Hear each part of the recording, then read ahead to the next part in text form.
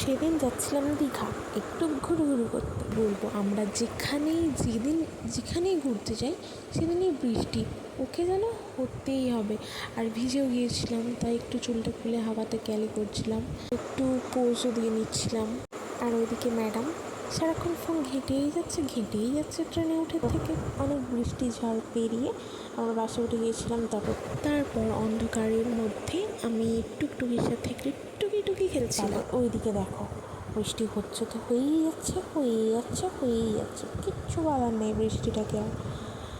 তারপর একটু ঘুমিয়ে গেছিলাম, ঘুম থেকে উঠে দেখি দীঘা এসে গেছি। তারপর আমরা এখানে একটু বসে সমুদ্রে ফিল নিচ্ছিলাম ভোরবেলা।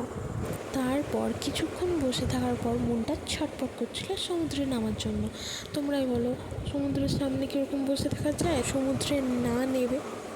তারপর আমরা ওখানে বসে থাকতে পারিনি। তারপর ওখানে কিছুক্ষণ বসে থাকার পর আমরা ওখান থেকে উঠে গিয়ে রুমে চলে গিয়েছিলাম, কারণ চেঞ্জ করার জন্য।